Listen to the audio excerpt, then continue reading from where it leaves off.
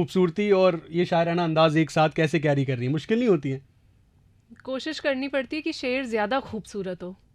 शेर ज्यादा खूबसूरत हो, उफ, क्या बात है। इसी बात पे आपका अपना लिखा हुआ सबसे ज्यादा पसंदीदा शेर कौन सा है? मेरे बहुत से ऐसे पसंदीदा शेर हैं मेरी गज़लों में से। हम्म। मैं आपको कुछ शेर सुनाती हूँ कि ख्वाब की रात से निकल आई, अपने जज्बात से निकल आई, क्या बात है। वो मुलाकात जो तसव्वुर थी, उस मुलाकात से निकल आई, मेरे बस से निकल गए हालात, हम्म। मैं भी हालात से निकल आई। क्या बात है, वाह, खूबसूरत। आप लोग रिएक्ट कर सकते हैं, यहाँ आवाज़ें आएंगी, कोई दिक्कत वाली बात नहीं है। सो हम हमारी टीम से बेसिकली कह रहे हैं, सामने 5-6 लोगों की टीम भी खड़ी हुई है। सो ये तो है, चलिए बहुत बढ़िया। बट एक चीज़ और, मुझे हमेशा एक चीज़ लगती है कि लोग मेरे से जब बात करते हैं ना तो कहते हैं यार ये इंजीनियरिंग करने वालों के अंदर क्या कीड़ा होता है कि वो इंजीनियरिंग करने के बाद डिसाइड करते हैं कि यार पोएट्री करनी है, डांसिंग करनी है, सिंगिंग करनी है। हाँ लाइक मेरा भी ऐसा ही कुछ है। मैं जी। यहाँ बैठा हुआ हूँ, जिनको पता चलता है वो ये कहते हैं भाई क्यों पापा का पैसा खराब किया। सो आपके साथ लाइक इंजीनियरिंग घर की वजह से करनी पड़ी या अपना भी मन था कि कर लेते हैं? और उन सारी चीज़ों के बीच में, क्योंकि दो एकदम अलग चीज़ हैं, है ना, एक तरफ इंजीनियरिंग है, एक तरफ एकदम अंदर के जज्बात हैं, जी ये कैसे बैठाया आपने? जी, ऐसा जैसा कि आपने कहा कि एक सोसाइटी हमें ऐसा सिखाती है कि अगर आप इंजीनियरिंग कर रहे हैं या आप डॉक्टर बन रहे हैं या आप कोई बहुत ही प्रोफेशनल डिग्री ले रहे हैं तो आपका करियर अच्छा होगा, तो आपका भी माइंडसेट वैसा बन जाता है और आप उस डायरेक्शन में कोशिश करते हैं। तो शायद आपके पास इतना वक्त नहीं होता या आप उस डायरेक्शन में जाते ही नहीं है कि आप अपने अंदर ये टटोलें कि आपके अंदर क्या हुनर है, उसको आप कैसे निखार सकते हैं, बाहर ला सकते हैं। तो इंजीनियरिंग के बाद ही ये पता चलता है कि अब क्या करना है। ओके। सो अभी आप मुझे ये बताओ, क्योंकि कितना भी बड़ा आर्टिस्ट हो वो हमेशा एक बात कहता है कि जब पहली दफे अपने काम को लेकर हम लोग स्टेज पे गए, जी पब्लिक के सामने गए, जी तो एक नर्वसनेस रही, बहुत ज्यादा नर्वस हो गए हम लोग। बिल्कुल। सो आपने ना उसको कैसे काबू किया कि यार जब आप पहली बार स्टेज पे गई थी तो वो एक्सपीरियंस कैसा था as an engineer? Practice makes a woman perfect. Man perfect भी तो है। नहीं, मैं अपनी बात कर रही हाँ हूँ। ठीक है। तो बिल्कुल ऐसा ही होता है कि जब हम हम्म। फर्स्ट टाइम जाते हैं और मेरा ऐसा था, नेचर ऐसा था कि मैं कैमरा कॉन्शियस थी, मैं बहुत शाय थी। 4 लोगों के बीच में बात करना मेरे लिए मुश्किल होता था, पब्लिक अपीयरेंसेस मेरे लिए बहुत मुश्किल होते थे। हम्म। तो I was very reserved kind of person. ऐसे में स्टेज पर जाना, जहाँ पहली बार जब मैं स्टेज पे थी तो मेरे सामने शायद कुछ 40-50 लोग थे, हम्म। तो मेरे लिए बहुत मुश्किल मोमेंट था वो। लेकिन इवेंट्स में जाते जाते जाते आई केम ओवर दिस। और इसका श्रेय ऑडियंस को भी जाता है कि नो जो डाउट। हमें सुनते हैं वो हमें मोटिवेट करते हैं, हमारे काम को पसंद करते हैं और वो चाहते हैं कि हम अच्छा परफॉर्म करें। तो जब आप शेर सुनाते हैं और जी 40-50 लोग, 100 लोग या 5,000 लोगों में से कोई, कई बार ऐसा होता है ना एकदम खाली होता है, जैसे पिन ड्रॉप साइलेंस टाइप का होता है, एक शायर जी अपना शेर सुना रहा है और अचानक से कोई बहुत जोर से बोलता है वाह, जी, उस वक्त एकदम से क्या अंदर से लगता है कि यार बहुत कि बढ़िया कुछ कर ऐसे ही दिया? लोग होने चाहिए थे, सारे सारे ऐसे आने चाहिए थे। ओके, सो सारे ऐसे आने चाहिए थे जो एक एक साथ, मतलब मेरे ख्याल से आपको पटना में ना कल ये विटनेस करने को मिलेगा। I hope so, I am क्योंकि लुकिंग फॉरवर्ड टू। हाँ, यहाँ की जो जनता है ना वो इतनी खूबसूरती, इतनी अदब के साथ चीज़ों को एक्सेप्ट करती है ना, हाँ, द ये मोमेंट। बहुत ज़रूरी है कि जब आप सुन रहे हैं उर्दू शायरी सुन रहे हैं तो आप डिसिप्लिन मेंटेन करें, अदब के दायरे में रहकर दाद दी जाए, अदब के दायरे में रहकर सुना जाए।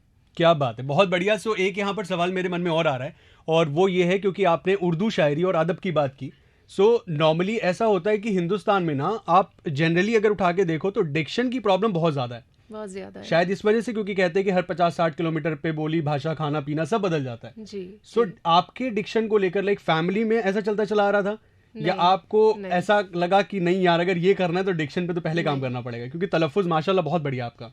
जी जी, नहीं, मुझे वक्त लगा हम्म। समझने में कि कहाँ मुझे बेहतर करना है अपना तलफ़ुज़, हम्म। और उसको सीखने में वक्त लगा। और इसकी कोई टेक्निक नहीं है सीखने की, क्योंकि आपको गले से कोई आवाज़ कैसे निकालनी है वो आपको कोई नहीं सिखा सकता। क्या बात है, नुक्ते लगाने में दिक्कत फिर कभी हुई थी स्टार्टिंग में बहुत बिल्कुल ज़्यादा? बिल्कुल हुई थी। हाँ, जब लोगों ने ब- कहा कीमत बोला जाएगा, गलत बोला जाएगा। कीमत बोला जाएगा, गलत बोला जाएगा, खैर बोला जाएगा, अरे खैर नहीं बोला जाएगा। हाँ। सो ये छोटी छोटी चीज़ें होती हैं। तो नॉर्मली आप अब बहुत लाइक बड़ी पर्सनालिटी हैं, आपको हम लोग सेलिब्रेट करते हैं, हम लोग देखते हैं, सुनते हैं, ये मैं नहीं कहूँगा। हम सेलिब्रेट करते हैं, हमें अच्छा लगता है देखकर, हम बार बार देखना चाहते हैं, सुनना चाहते हैं.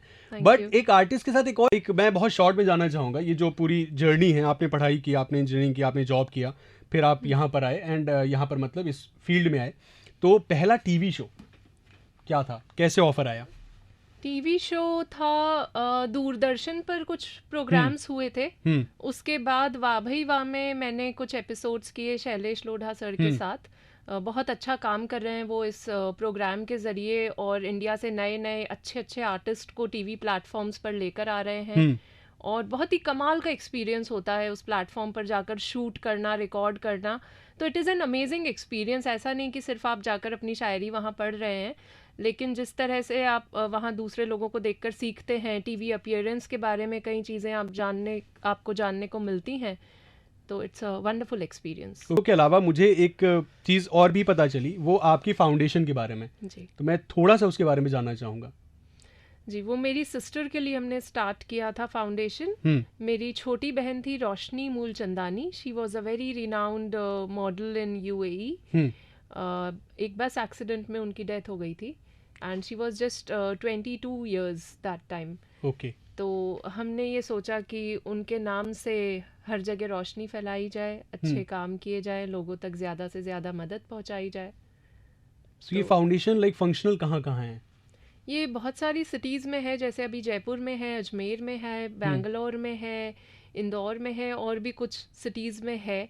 तो उसमें ये होता है कि पर डे मील्स बच्चों को जाते हैं, जिनकी एक तरह से हमने जिम्मेदारी ली हुई है, क्योंकि अगर कोई अपनी रोज़ी रोटी के लिए आप पर डिपेंडेंट है, कोई अगर बच्चे डिपेंडेंट हैं जी. तो you have to do it every day. ऐसा नहीं है कि आपने किसी दिन स्किप कर दिया, किसी दिन किया, किसी दिन नहीं किया. और हमने स्लम एरियाज अडॉप्ट किए हैं. It's not we are keeping those children with us, क्योंकि स्लम एरियाज़ में हमने देखा कि ये दिक्कत है कि पेरेंट्स अपने बच्चों को कभी अपने से दूर कहीं हाउस में या ऑर्फनेज में या किसी ऐसी जगह नहीं भेजना चाहेंगे, और उनकी ज़रूरतों को लेकर, उनके पालन पोषण को लेकर भी बड़ी दिक्कतें आती हैं, और वहाँ लोग जाकर मदद पहुँचाते भी नहीं हैं because it is not very organised.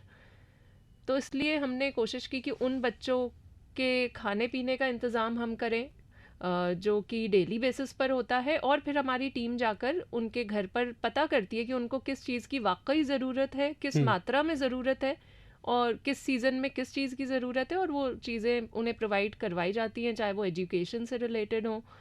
और एक और कैंपेन हमारा चल रहा है, वो है प्रोस्थेटिक लेग्स एंड हैंड्स का. कुछ लोगों के हाथ या पाँव एक्सीडेंट्स में या किसी हादसे में वो खो देते हैं. तो प्रोस्थेटिक लेग्स और हैंड्स हमारी ऑर्गेनाइजेशन उन लोगों को प्रोवाइड करवाती है. ये सुन के एक्चुअली बहुत अच्छा लगा. मैं इधर थोड़ी ज़्यादा स्पिरिचुअलिटी में हूँ, मैं ज़्यादा वीडियोस वैसे देख रहा हूँ. तो मैंने अभी किसी को सुना था, मथुरा वृंदावन में रहते हैं हमारे जो महाराज जी एक, विराट साहब मिलने गए थे, तो उसके बाद वो बहुत तेज़ वायरल हुए. तो उन्होंने कहा था कि इंसान जो है वो अपनी मर्जी से आ भी नहीं रहा है और जा भी नहीं रहा है जी. बट और ये भी कह रहे थे कि बहुत ज़्यादा ना ऐसे आपको नहीं करना है कि नहीं अब क्या करना है, बहुत कम एज या ज़्यादा एज वगैरह वगैरह. बट वो कनेक्शन बताना चाह रहे थे कि कोई आया और कोई गया, ये ऊपर वाले की मर्जी है. बट हमने उसको कैसे जिंदा रखा ना जी, ये हमारा कर्तव्य टाइप का है. जी, मैं बिल्कुल ये मानती हूँ कि जब तक आपसे मोहब्बत करने वाला इंसान जिंदा है तब तक आप मर नहीं सकते. आप यही हैं. सो ये बहुत ही बढ़िया नोट पे मेरे ख्याल से इस डिस्कशन को हम यहाँ पर वाइंड अप करेंगे. और मुझे बहुत एक्चुअली अच्छा लगा मैम. बहुत सारी चीज़ें आपकी ज़िंदगी में और भी चल रही हैं, आप बहुत कमाल का काम कर रही हैं, बट साथ में जो आप ये काम पर्टिकुलरली कर रही हैं, मेरे ख्याल से उन सारे लोगों की ना दुआएं भी हैं जो आपको लगातार आगे लेके जा रही हैं. जी बिल्कुल हैं, और मैं चाहूँगी कि मुझे दुआएं हमेशा मिलती रहेंगी जैसा काम आप कर रही हैं. ओके, सो अभी फिलहाल मैं बात करने वाला हूँ पटना लिटरेरी फेस्टिवल और अंदाजे बयां और जो लेकर आए हैं ये इवेंट, जिसके कारण आप पटना आए हुए हैं. सो इस इवेंट को लेकर आपका क्या कहना है? पहले इनके साथ लाइक कोई एक्सपीरियंस आपका रहा हो तो. जी, PLF के साथ कुछ इवेंट्स पहले हुए हैं. 2 इवेंट्स पहले और हुए हैं. पिछली बार मार्च में हुआ था ये इवेंट हमारा रूबरू 6 था. हाँ. जो नगमा सहर जी के साथ हुआ था. बहुत ही ज़बरदस्त कमाल का इवेंट था. तो PLF एक ऐसी तंजीम है जो हमेशा बहुत ही मेयारी इवेंट्स करती है, और इनके इवेंट्स बहुत ही आला तरीन होते हैं. It is always a grand affair. मैंने कभी नहीं देखा कि PLF ने छोटे स्केल पर कोई इवेंट किया हो. जी. और जब भी बिहार के लोगों को ये पता चलता है कि PLF की जानिब से कोई इवेंट होने जा रहा है, तो आई सी एक्साइटमेंट इन पीपल कि हमें इस इवेंट में जाना है, ये इवेंट अटेंड करना है. दे हैव दैट वैल्यू कि पीएलएफ का नाम अगर लोगों ने सुना तो उनके दिल में ख्वाहिश होती है कि वो उस इवेंट में शिरकत करें। करेक्ट। सो कल शिरकत करने वाला है मेरे ख्याल से आधे से ज़्यादा शहर, क्योंकि लोग एक्साइटेड बहुत ज़्यादा हैं। क्योंकि नॉर्मली जब शो पे हम उसके बारे में बात करें तो लोग कॉल्स करके कह रहे हैं कि सर बुक माई शो पे तो ठीक है, टिकट्स ले लेंगे, अगर आप पास दे दो तो बहुत अच्छा लगेगा वगैरह वगैरह। और सो कहीं दूसरी ना तरफ कहीं अगर हाँ हम बात करें अंदाजे बेयों और की, तो अंदाजे बेयों और से कौन वाकिफ नहीं है। एग्जैक्टली। अगर कोई किसी को जरा सा भी शेरो शायरी का शौक है, चाहे सुनने का हो, पढ़ने का हो, लिखने का हो, किसी भी तरह से हो, तो उसे ज़रूर अंदाजे बेयों और के बारे में पता होगा। और बल्कि मैं कहती हूँ एक तरंग उठती है लोगों के दिल में अंदाजे बेयों और का नाम सुनकर। ये वो एकदम तंजीम है जो रेवोल्यूशन लेकर आई है पिछले कुछ सालों में अदब की दुनिया में। बिल्कुल। सो 2023 की मेरे ख्याल से सबसे खूबसूरत शाम कल की होने वाली है, जहां पर जी देश के जाने माने जो है शायर शख्सियत हम बोलेंगे आपको नजर आएंगे। जी और सपना जी भी वहीं पर होंगी, क्योंकि हम भी इनको सुनने जाने वाले हैं। हालांकि अब इन्होंने कह दिया तो मैं आंखें बंद करके सुनूंगा ताकि ध्यान से सुन पाऊं और इधर उधर ना दिमाग इधर उधर ना जाए कि हाँ, क्यों शेर ज़्यादा खूबसूरत होंगे मुझे पता है, जैसे कि आपने कहा। तो फिलहाल मैं एक्चुअली चाहूँगा मैं भी और जो लोग सुनेंगे अभी हमारे शो पे जो आपको सुन रहे हैं वो भी कुछ अच्छा सुने, प्लीज़ कुछ हो जाए। जी ज़रूर, मैं कुछ और शेर हाजिर करती हूँ कि एक सदमे से हर दिन उभरती रही, हम्म रोज़ जीती रही, रोज़ मरती रही, जिसको पाना ही मुमकिन नहीं था कभी, जिसको पाना ही मुमकिन नहीं था कभी, उम्र भर उसको खोने से डरती रही। सीढ़ियाँ कामयाबी की चढ़ते हुए, सीढ़ियाँ कामयाबी की चढ़ते हुए, मैं बहुत से दिलों से उतरती रही। क्या बात है, वाह। मतलब मुझे वाकई में लग रहा है कि अभी मैं कुर्ता पजामा डालूं और जहाँ का इवेंट हो रहा है वहाँ जाके बैठ जाऊं। ऐसे करके मेरे अंदर जो है फील आ रही है। सो मेरे ख्याल से मैं ज़्यादा इन्जॉय इसलिए भी कर पा रहा हूँ इस पूरे सेशन को, क्योंकि मैं भी बहुत ज़्यादा इडअप है। हाँ, कहीं ना कहीं लिखने में एक मज़ा है। तो ओके, एक रैपिड फायर छोटा सा मैं यहाँ पर करना चाहूँगा। जी उससे पहले मैं आपसे कुछ सवाल और करूँगा जी जो कि मैंने लिखे हुए हैं, क्योंकि मैं भूल ना जाऊँ। हाँ, तो अगर शायरी नहीं होती या शेरो शायरी ज़िंदगी में नहीं होती तो क्या होता? ज़िंदगी में अभी भी बहुत कुछ है, इंजीनियरिंग भी है, एनजीओ भी है।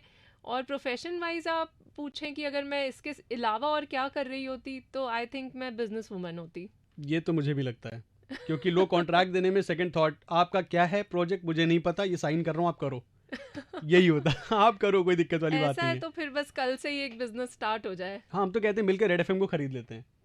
बिल्कुल। ये एडिट नहीं होना चाहिए। नहीं करेंगे एडिट। आप ये बताइए, आपके पसंदीदा शायर कौन है? कहीं से तो इंस्पिरेशन मिली होगी कि यार क्या बोलते हैं या क्या बोलती हैं। मैंने बहुत से क्लासिकल पोइट्स को सुना है, हम्म पढ़ा है। This is part of our journey, poetic journey की करेक्ट। हम पढ़ते रहे हैं। जो भी क्लासिकल पोइट्स हैं, जैसे मीर तकी मीर थे या गालिब थे, हम इन सबको, साहिर लुधियानवी साहब के शेर बहुत अच्छे हम पढ़ते हैं। लेकिन मुझे पर्सनली जो पोइट बहुत पसंद आते हैं वो अहमद फराज साहब। उफ, क्या नाम लिया है। इसके बाद तो मैं कुछ नहीं कहने जा रहा हूँ, क्योंकि फिर वही हम लोग कहेंगे कि जिन लोगों को इंटरेस्ट है ना उनको पता है कि किनका नाम लिया गया है, वो शख्सियत क्या है। और वो हमें लगता है कि वो सब हैं हमारे साथ, आज भी हैं। बिल्कुल है। पढ़ो तो लगता है कि उफ क्या लिखा था। और और सबसे कितनी बड़ी, इंस्पिरेशन मिलती है उनसे। गज़ल इतनी खूबसूरत भी हो सकती है। ये तो बात सही है, अगर आज की जनरेशन भी गज़ल में इंटरेस्ट ले रही है तो शायद एक बहुत बड़ा क्रेडिट जो है उस दौर के शायरों को जाता है, और इसमें कोई शायरात डाउट में नहीं। हम बात करें तो परवीन शाकिर साहिबा। क्या बात है। कल की शाम के लिए तैयार है जाओ मेरे भाइयों। फिलहाल एक बात बताइए, आखिरी बार आपने डायल किसको किया अपने फ़ोन से, नंबर किसको लगाया है? आपको। गाइज जलना मत, ठीक है। सपना जी के पास मेरा नंबर है और इन्होंने आखिरी बार मुझे मिलाया है और अभी रोज़ मुझे ही मिलाएंगी, डोंट अच्छा। वरी। हाँ हाँ, मैं मिस कॉल मारूंगा ना तो आप पूछोगे ना कॉल करके कि भाई क्या हो गया, क्यों मिस कॉल दे रहे हो। ओके, सो इमोजी बताइए कौन सा आप सबसे ज़्यादा यूज़ करते हो चैटिंग के दौरान? हाथ जोड़ लेते हो आप? जी। मतलब कोई अगर ज़रा सा हटता है ना, कोई लाइन मारने की कोशिश करता है, अगर हम डायरेक्ट मुद्दे पे आए तो आप हाथ जोड़ लेते हो पहले कि भाई हर बात पर। हर बात पे, मतलब जैसे दिस इज अदब, अदब का दायरा। ओ, किसी ने कहा कि मैम आपसे मिलना चाहते हैं, हाथ जोड़ लिया, भाई तुम वहीं सही हो हम यहीं सही है, कोई दिक्कत वाली बात नहीं है। ओके, सो बताइए चाय या कॉफ़ी? दोनों ही नहीं। आई दोनों लाइक। नहीं मतलब? एक सेकंड, शायरों के शौक हम सबको पता है। हाँ, लेकिन मुझे ड्राई स्टेट में हैं आप अभी? ड्राई स्टेट में। बताइए। I like cold coffee. तब ठीक है। मामला कॉफ़ी से शुरू होके कॉफ़ी पे ख़त्म हो गया है, सो दिक्कत वाली कोई बात नहीं यहाँ पे। चैटिंग या कॉलिंग? चैटिंग। कॉलिंग से फिर हाथ जोड़ आई एम लिया। Afraid of calls. मतलब कॉल करना नहीं हो, कोई चैट करना है तो हाथ जोड़ने वाले इमोजी भेज देना कि भाई थोड़ा देख लो, हो गया। ओके, सो गज़ल या नज़्म? बहुत सारे लोगों को लगता है सेम है दोनों। गज़ल, क्योंकि मैं गज़लें कह रही हूँ इसलिए। तो आपकी गज़ल की कोई 2 लाइन? अच्छा, कुछ और गज़लें हाँ सुन। हाँ प्लीज़, यही सब तो स्टोरी पे जाएगा, यही तो धीरे धीरे वायरल होगा। जी। जब तलक वो नज़र नहीं आता, दर्द दिल का उभर नहीं आता, जिसके हिस्से में हों सफ़रनामे, जिसके हिस्से में हों सफ़रनामे, उसके हिस्से में घर नहीं आता। और ये शेर देखें कि ये मोहब्बत की एक खूबी है, ये मोहब्बत की एक खूबी है, ऐब कोई नज़र नहीं आता। क्या बात है, खूबसूरत। सो कल शाम के बारे में बार बार मैं इसलिए बोल रहा हूँ क्योंकि आप यहाँ पर जो सुन रहे हैं वो लाइक बहुत बहुत ज़रा सा है ना। कल शाम को तो माहौल ही कुछ अलग होगा, पूरी पटना की शाम इतनी ज़्यादा खूबसूरत होने वाली है। सो वेस्टर्न या इंडियन? Indian always. किस चीज़ के बारे में कह रही हैं आप? चाहे कपड़े हों, चाहे खाना हो, चाहे कल्चर हो। मैं दोनों की बात नहीं, तीनों की बात नहीं कर रहा था। एनीवे जाने देते इसको। ओके, वो भी इंडियन। वो भी इंडियन, वो भी इंडियन। ये हुई ना बात। सो वो भी इंडियन भाई, घुटने सही रहते हैं इसलिए बोल रहे थे। थोड़ा तो पब्लिक के भी उसमें काम करेंगे ना कि हाँ भाई ऐसा होना चाहिए। Good for health. तो आप गंदगी नहीं कर सकते हैं। दाल बाटी चोखा या फिर लिट्टी चोखा?